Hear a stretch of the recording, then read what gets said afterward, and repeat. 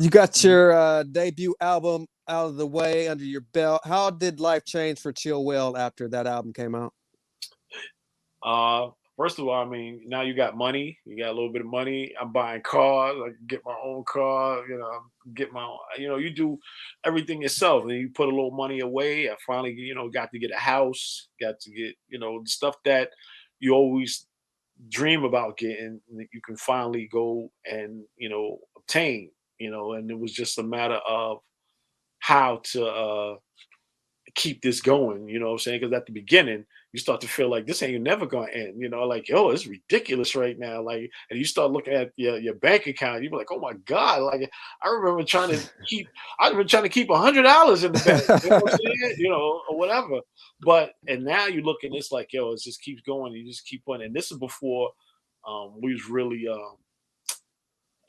like today, you got Cash App and Zelle and all this stuff. We out on the road, man. You carrying all this money around with you, because all the banks ain't like Bank of America in every single state or whatever. You got to come back to your bank in your city and put the money in. I can't go to a Chase in Minneapolis and put money in because it didn't work like that then. So it was just like, yo, this is. But it just felt like it was just this is just incredible right now. What's happening here? And I was sitting one day in the hotel room going, yo, this is my life right now. This is crazy. I had never even imagined we would be doing something like this.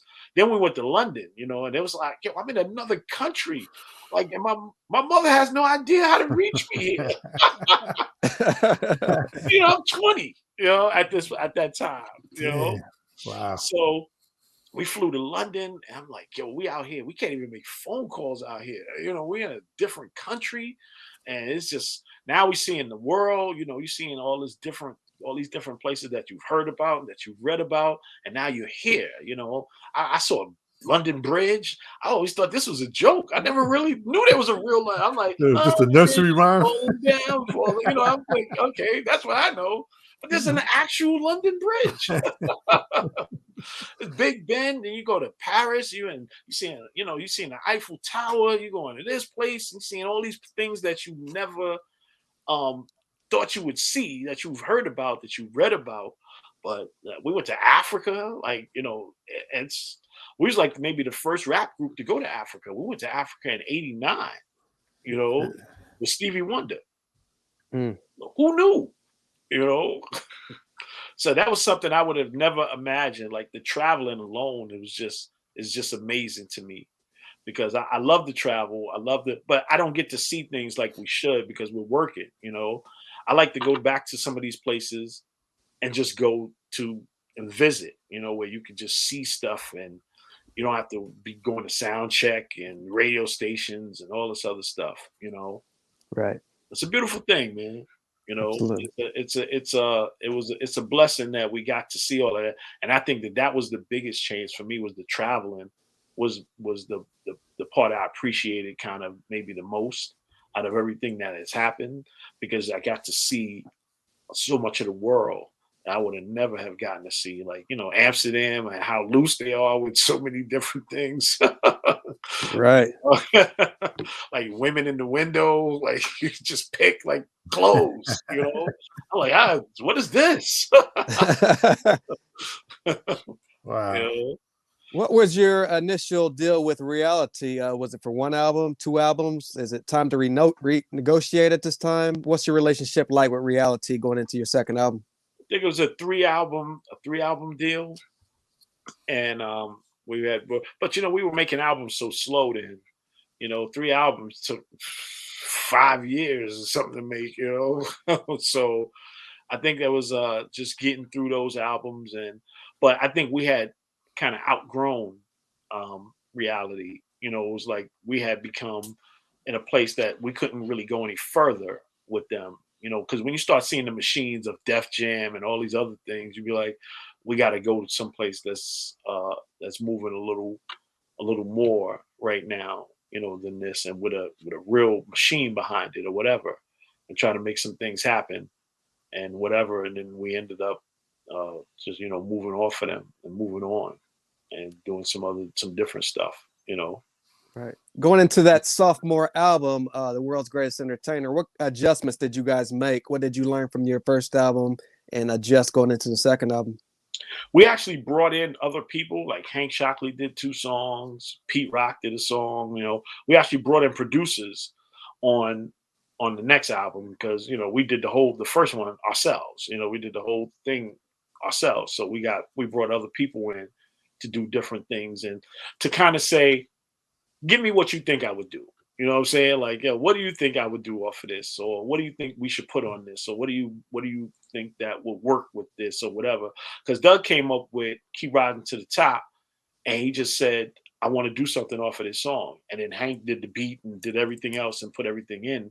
And then we all started adding stuff and putting stuff, and then it just became a whole song. But Hank was there the whole time, like, nah, don't put that in there. Put this piece in there. I want to put that in there. Nah, don't do that. We never had that before. We never had people we just doing what we do. But now we got a producer, or producers, and they're putting songs together and giving us tracks and doing all the stuff. So we didn't have to do everything ourselves like we did on the first album. Right. I don't think we had any producers on the first album. I can't remember, but I think we did all the songs ourselves on the first album, and we had a couple of producers on the second album, so that you can kind of stretch out a little bit and do something different, something you wouldn't normally do on your own. Where they can say, like, we did a song called "On the Strength." They gave us that beat. We didn't do anything to it. It was a beat that that Hank gave to us and said, "Try this out." And Doug took the beat and did something with it, and it became something. You know what I'm saying? But not something we had to start from scratch. You know, Hmm. which was kind of I kind of like that better because it gives you a different vibe because you got people coming in changing what you do. It's not the same all the way through, and because you like what you like. Sometimes you get stuck in what you like, and you get 12 records of what you like. And if somebody Right, don't right. like the first one, the 11 probably gonna have a hard time. The other Yeah. 11 songs gonna have a rough time getting through. So Right. if you change it up a little bit, and this one don't sound like that one, and these two don't sound like the third one, and this one, you got a chance of all of them, kind of people picking and saying, I like this, I like that, I like this, and being different, you know. So I think that's what we kind of learned. Different is to kind of go with other people and do different things. Did you enjoy these sessions more than the previous album? Uh they're basically almost the same, like about the same, because there was different things that happened on each album that were kind of memorable. With the first album we were learning, we learned a lot on the first album. We made a lot of mistakes, we did a lot of different things, but you kind of learn from that and you get your bumps and your bruises and everything from that album. In the second album we took a lot of the mistakes that we made on the first one and tried to correct them on the second one, and we had more fun because we had other people working with us, and it wasn't like you got to be here so long and this and that. Because sometimes when we finish, to get to do something, we got somebody else to say, "Let me mix it down for y'all. I'll do a rough or whatever," and we can leave. But when we do it before, we had to do the roughs. We had to do everything ourselves. So we learned a little. It felt a little better having somebody else working with you because they would come up with ideas that you wouldn't even think about. Like I wasn't even thinking about doing that. Let's try it. You'd be like, yo, that's hot. But none of us thought of that. This is coming from somebody else. you Right. know. Can Mhm. you pinpoint any point of that album where things started to take shape and momentum and go to the next level? Uh like keep rising to the top. I think that was one of the things, like I was saying, like where we actually are working with somebody else and things started changing, that's when we kind of felt like, all right, this is it's like we were a little nervous at first because we're like, "Hey, we got somebody else coming in, we ain't really used to that." But it speeded up the sessions a little bit because those people didn't want to stay like we did. Like, we was like, well, they were like, well, we getting out of here. Y'all can stay here all night if y'all want, but I'm out of here at 6 o'clock, or whatever. you know, we would stay in the studio all night and just be doing little things, you know. And you know, we stay all night just to add a new kick. Like we hit 5 hours just to put a new kick in. We didn't add nothing else, and so we did different, you know. Right. So those kind of things. But Keep Riding to the Top, I think, was the pivot for us that changed a lot of the stuff that the way we move. You know what I'm saying? And how Right. we got down. You know, Overall, what was the reaction like when that album finally came out? it was good. It was great. You know, that the first single was good, and we kept everything moving. And we, you know, we kind of got better with putting out singles and doing videos and all this stuff and everything that had to be done in a timely fashion. You know, so but we, you know, we still um, missed the mark on a couple of things based on time. You know what I'm saying? Because sometimes you say you want to do this, you want to do that, but the time is a little off because you're either a little behind or you're too fat, you're too far ahead, or you do something and it just don't fall at that proper time. Because there's a lot of stuff that's happened that fell at just the right time with different artists. Like, you know, like Thriller fell at the right time, video wise, and the shows with videos. And man, you couldn't get no better time in it. That's the best timed album ever in life. Right. Like that, everything came, all the planets Yeah, aligned, yeah, yeah. Everything, everything everything. worked, you know, at that moment. Like everybody strives for that kind of timing, man. Right. You know, but sometimes you could miss that mark. You know, if Thriller would have came out a year later, it wouldn't have been what it is now. You know, so Right. you know, it's that right. It was that sweet spot right there. You know, right in the middle. It could have came out too early or it came out too late, but that moment right there, incredible. You know, and Right. that's what we was like. Not comparing it to Thriller, but I'm just saying, you Yeah, know, yeah, yeah, yeah, yeah. like certain things we said, all right, we put this out. You think you and you overthink. You know, sometimes you could overthink it and be like, I don't know, maybe this one, maybe this one. And time is ticking while you're sitting there thinking about it. You'd be like, okay, let's go with that one. We really should have put this out a month ago, Yeah, you yeah, know. But Right. you know, by the time you decided to do it, it's kind of missed that mark. So Right. we, you know, that's another lessons we learned with timing and stuff like that. But you know, it was coming along. We were coming along.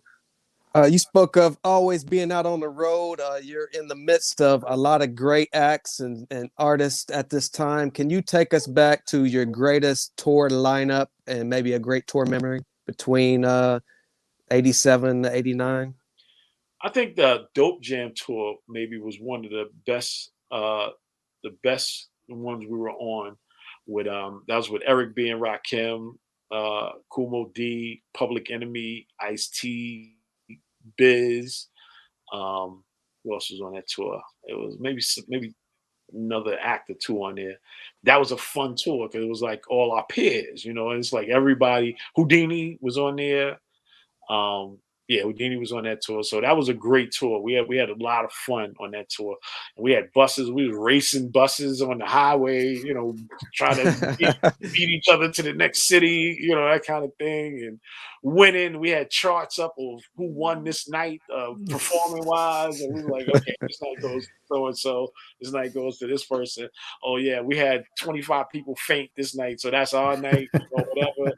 And it was that kind of thing. You know, we had that kind of thing going on. It was just we had a lot of fun on that tour.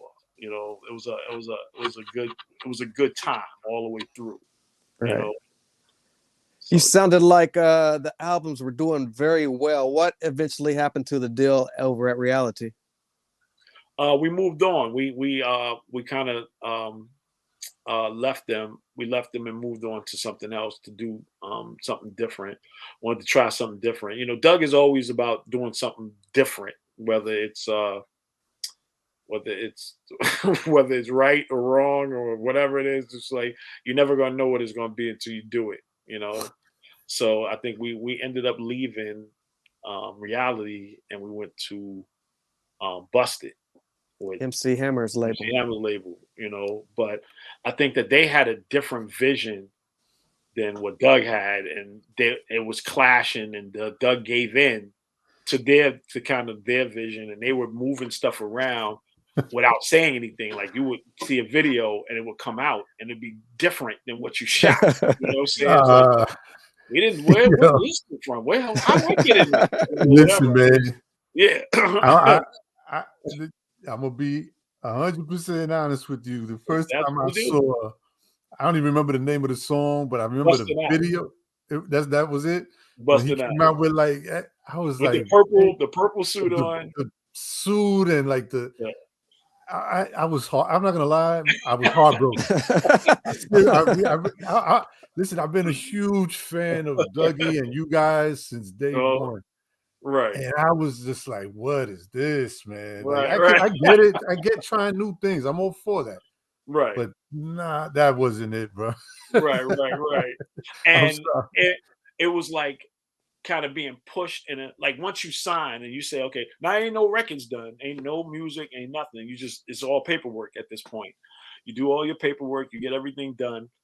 Now you're doing music and they're giving you music to do. So this first song was their song. They was like, yo, we want you to do this song and blah, blah, blah, and blah, blah, blah. And then we want you to do this song and this song. And then y'all can do these songs and do. So we did a whole bunch of songs like the way we normally do, the one we normally do. But we did their songs also.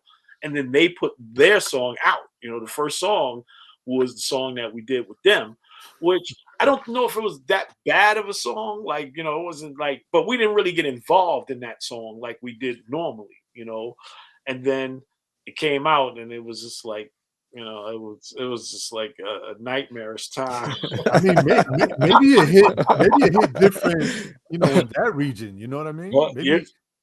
Oh man, that hit different everywhere, man. It just I know for New York, it wasn't hitting. Oh no, it was. And we live here, we live in New York, so we gotta walk around with the like, yo. That wasn't it. Nah, man. I would have much rather see Dougie go back to the Jerry Curls from Beach Street, right. than that, man.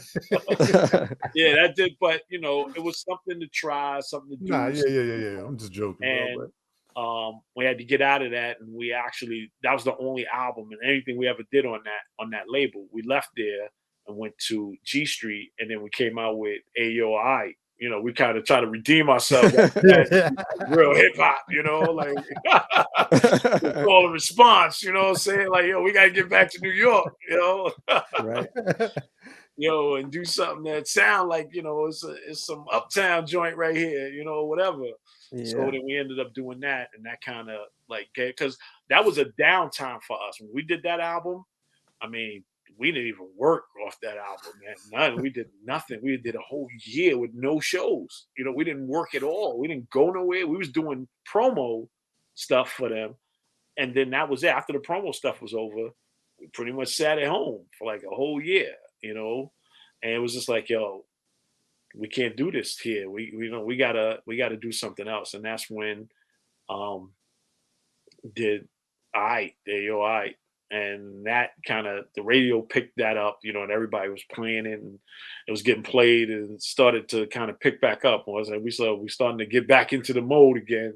And then people started calling us for shows to do this and do that. And then we picked back up and we started doing other stuff. And then now we're doing new stuff and getting on with other people and doing tours again. So we back out on the road, we only did that song maybe twice ever in life. Ayo? No. Oh. We did that song twice. Wait, so when you guys go out on the roads, now you're not getting that. We don't even touch that, man. That left a bad taste, man. So we're just gonna leave that alone, Yeah. So that was one of the times where things, like I said, sometimes you can put stuff together and the timing and all this stuff just doesn't work. It's just so many things are clashing. The look is clashing with the timing, and the timing is clashing with the music, and everything is kind of like bumping heads. And it was just a terrible time. We sitting in the studio like, yeah, that's when the planets were they were all over the place. Yeah, nothing aligned. Everything's all over the place, man. Nothing was working. Yeah. We couldn't make it work. Like we tried, and we just couldn't make that work. It's just nobody's buying into this. You know what I'm saying? Yeah. Nobody's buying into this. Yeah, I just wanted to backtrack for 1 second before we keep going. I just want to ask you: did you guys ever have a conversation with Big Daddy Kane when Rising to the Top came out, and he ended up like you guys both used the same sample? And the songs came out the same year. Nah, because Kane is family, you know. So Yeah, we and, yeah, no, and yeah. So when you being creative though, sometimes people come up with the same thing. You know what I'm yeah. saying? Like somebody may come up with. It's not like I heard yours and I'm doing mine, or I heard yours and I'm doing mine. It was just like, hey, I got an idea, and we're using someone else's idea. So every time you deal, we used to talk about this all the time. Anytime you deal in the world of sampling, everybody gonna be thinking about Yeah, using yeah, something yeah. that somebody else has access to. It's Hmm. not like I made this up and it's original and it's brand new and nobody ever heard this. You know how many times in Peace the President been used on songs, and it's like nothing was brand new then. So everything was kind of like, hey, we all gonna eat. You know what I'm saying? We Mm. all gonna eat off of this. It's not like your song is the tip making our song, pushing our song down, or our Oh, song no, no, no. pushing your song. So we never really thought about it, and we never even had a discussion about it. I We was just just one. Yeah, I was just wondering if yeah. it, like just Oh kicking no, it, like, we never yo, we even had a both, discussion about it. That because was both never even songs, a conversation. yeah, both songs were ill. They both were Yeah. hot. So So I was never, just one. but actually, um, Kane song was not "Keep Rising to the Top" though. Kane was No, no, actually no. "All Night Long." That's what you talk. Oh, we just used "Ain't No Half Stepping." That's the only song. The sample. Yeah, yeah, yeah, Ain't yeah, no half stepping, right? yeah, yeah, yeah, yeah. Because he used "All Night Long" and we used "Keep Rising to the Top." You Right, know, right, right. Mhm. But it's No. all love. You know what I'm saying? It's all love.